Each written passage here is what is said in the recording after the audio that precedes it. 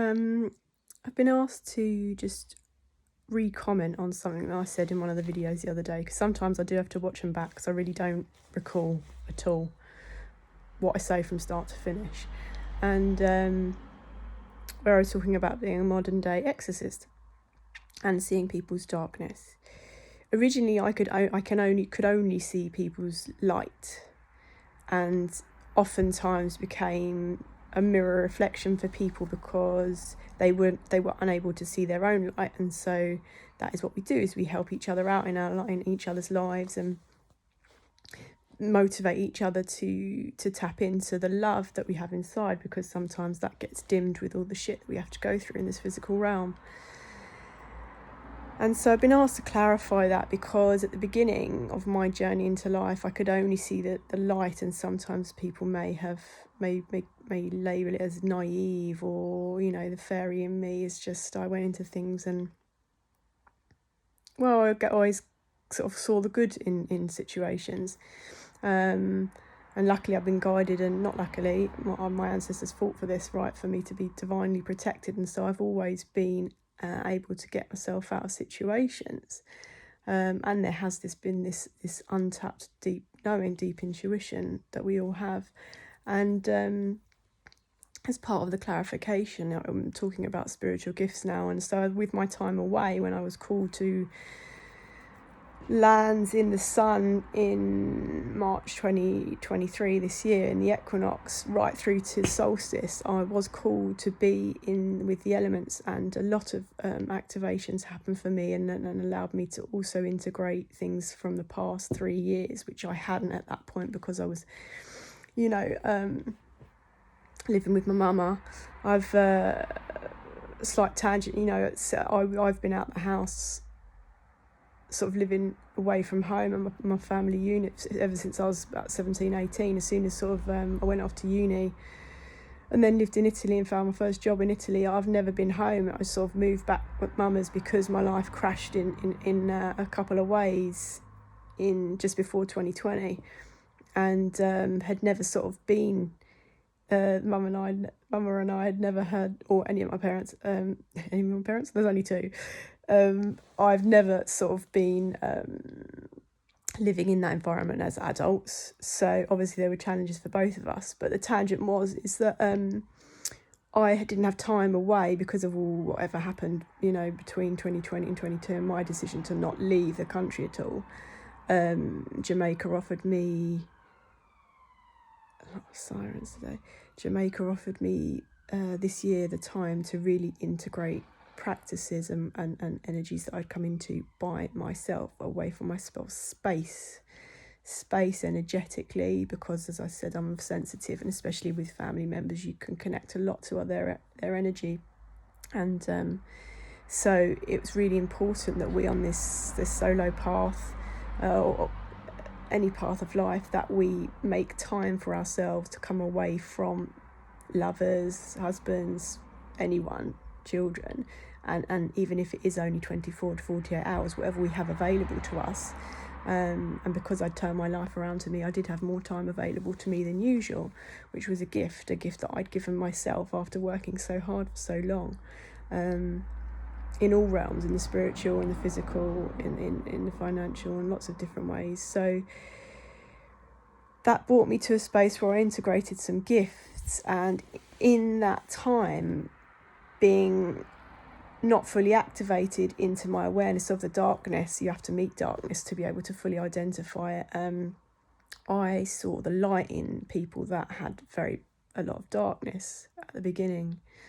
And what I realise is that one of my gifts is I'm shapeshifter. So I don't still take any gifts. This is how I sort of learned Italian back in the day. I was never too good with the book thing. I immerse myself, my energy absorbs things, and that's why I got to write after the Calabash Festival in Jamaica. This is a bit tangenty, but it's the same feeling. I absorbed the creative energy that was there, and that gave me the burst to write. In Italy, I absorbed the culture around me, watching and learning. That's how I was able to speak and integrate well compared to my academic side.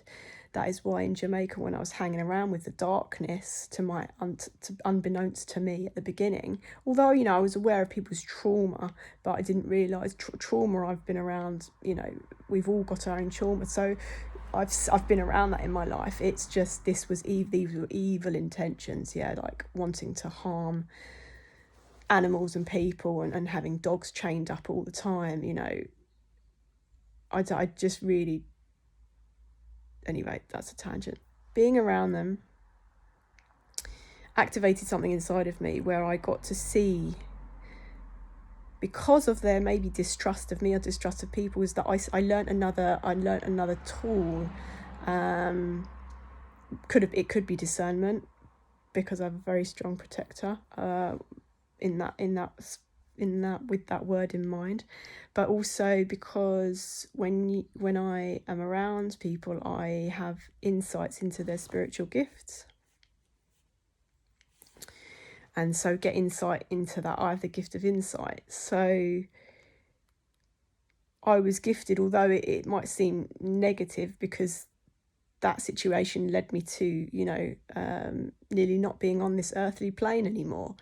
But it gave me the gift of insight, or it enhanced my gift of insight, which in the end scared them, because I think I was coming across things and they wanted to know what I was intuiting. So that's when things turned around. But as a divinely protected being, you can't do anything to us, because my intention was always love and purity, and I never ever want anybody to feel excluded. I never ever want anybody to feel alone, because I have felt that in my life. So in my friend circle and with all of this work, you know, people tend to want to steal my ideas, take from me, or get triggered and be jealous and all this stuff. But at the end of the day, my intention really is only ever to motivate and to empower people, because I've been empowered by my mama and by other women around me and people in my family. Well, my dad always used to say, the world's your lobster, the world's your oyster. You know, you can be anything you want to be. And having that as a sort of a foundation to grow up, and it is empowering. And what I got insight into in this dark spaces was reading people's darkness, like having been through that. The level of integration I've done since I've been back and finding my feet again is now having integrated and balanced that insight into light and to dark, the law of polarity. You know, for me, all is the mind. I'm an initiate now. You know, I've been initiated more than once. As I've said, there's been about 5 or 6 that I can distinctly identify as huge awakenings, huge transitions into new timelines, into new gifts in this realm, well, into other realms as well with the shamanic work. But anyway, I just wanted to clarify, because I didn't want it to I wanted to be clear that I see people's light as well as the darkness. That is why I'm called to this work, because I see the goodness in people. You know, I know evil exists now in a way that I never knew before. And that's just simply observing people and how they relate, how they treat animals. You know, I still don't understand why dogs are chained up like all day, every day. I think it's quite disgusting. And the people that I thought were good people, the more I've had time to reflect on things, and being so close to animals and being raised by animal loving people and being around, you know, one of my friends has got a cat and she's like her daughter, you know, and we just love animals. Maybe it's a British thing. Someone said, oh, the British, you know, you all love animals so much. And well, I don't think that's a bad thing, is it? Maybe I've been brought up in this country because I am an earth angel and because I'm meant to protect the earth realms, and animals is part of that. And yeah, if I ever saw anyone hurting an animal, trust me, I would act on that, very much so. And yeah, keeping dogs chained up all day, every day, I would always make an effort to go up to these dogs and give them time individually and try to give them my love and touch them, because I know I have a healing effect. And that was really tough. That is tough. I don't know why it's coming up today. I think I'm missing the pups, missing physical intimacy. And you can be intimate with a dog. Intimacy is just like closeness, tenderness. Intimacy is giving someone the space or the time to feel seen and heard, and that extends to animals. And yesterday there was a magical bird that I was connected with down by the river, and I just sat with my roots on and was singing reggae to him, and he was just staring at me. That was a connection there. People walking past laughing at me or whatever. I don't care. I know what I'm meant to be doing in this lifetime, and animals are very much part of that. And anyone that has what do they call them now? Therapy dog? Anyway, anyone who has animals and pets knows this incredible bond. And anyone that doesn't have affection for animals has got something wrong with them. Something that needs rebalancing, something that needs healing in the heart space. As I said before, anyone that wants to see animals fight against each other or any of that, that's pure evil. And so having witnessed that, I've now come to the realisation that when people do things like that, they also forfeit their spiritual gifts, that gods that watch, whatever you believe in or whatever, if you act with intent, your spiritual gifts don't stay with you, they get taken away. And so I've ramped up my spiritual gifts being out there. These people Jamaica has so many spiritually gifted people. I don't think I've ever experienced that in my life, really. But many people that I encountered, the people that were targeting me and stuff, is so misguided. There's so lack of direction and so much focused on the other and jealousy and bitterness. And this is only a small group of people. I'm not talking about other people, because I've met some amazing souls. And again, it's a huge activation portal. I'll never, ever, ever forget this place. And I trust I'll revisit when the time is right, because it is 12:12. It is unreal. The energy in Jamaica is unreal. It's just like the motherland, had I not touched the motherland in the ways that I have in my life, I believe I would not be alive after that stuff that happened in Jamaica. The ancestors, the connection with Queen Nanny, especially her Ghanaian, assumed, I guess, Ghanaian heritage, and my connection to Africa is how I'm also protected. These people had never touched, they'd never connected with their ancestral roots in a way that I had. And this is not about me being better than anybody. It's intention. What do we want to do in our lives? Do we want to connect with our ancestral roots? Do we want to look at ourselves, look at our history, look at our ancestry, look at the healing that needs to be addressed in our lineage? Or do we ignore that, and do we take out our bitterness on other people, on good loving souls who we want to use? This is like the war veteran that was part of this weird situation, a lot of darkness, a lot of wanting to use and abuse people of light and suck energy from light sources. And this is why part of my work now and my studies and investigations, because I am a spiritual investigator, spiritual exorcist, and how I move on this path will be private and in depth as it needs to be. Might put it off for a year, might put it off for 5 years, but I know certain things that have come through to me right now as to what I need to be listening to and what I've seen. And in this space of psychedelics, you have to be very careful with who you're working with, because at a soul level they can just be working with you because they want to take your light, they want to suck you dry. And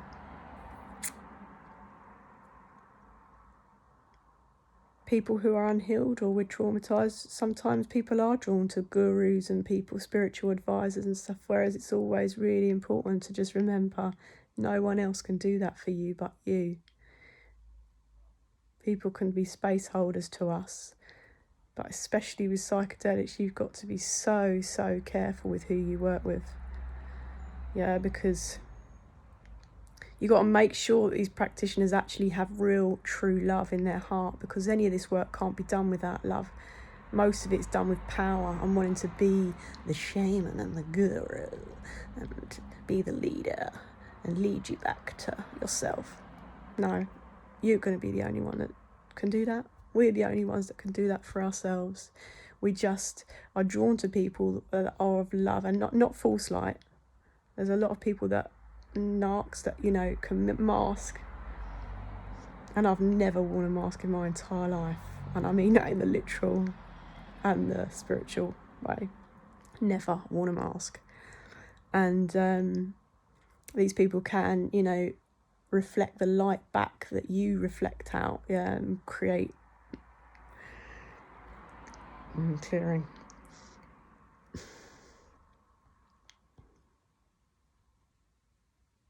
And reflect that back to you and make you think that they are of light when actually it's just a reflection of you. So, of us. So, farm 555, bit tangenty, but I trust that there's been some sort of sense here, and just to make sure that as the psychedelic spaces open up and the healing spaces and focus on wellness and healing with the spiritual warfare that's going on in the world right now, is that we make sure we know who we're working with have pure love in their heart. Love, they know what love is, yeah. Because without that, it's just a sense of power and ego and image and proving themselves. Yeah, they want to prove that they can heal people when I don't really know what the fucking point in that is, because that's really not about someone else, is it? It's about their own insecurities and their own lack of purpose and direction, in that they need the validation of these titles of whatever psychedelic spiritual gurus. So be very mindful, please. You know, I trust that we'll all be seeing much more darkness come to light, and there is nothing to fear here. Pure heart, the brave hearts, the good, yeah, the light want to help us. The spirit world, which I'm ever connecting more, is just they just want to share in the love frequency, because it's healing across all realms.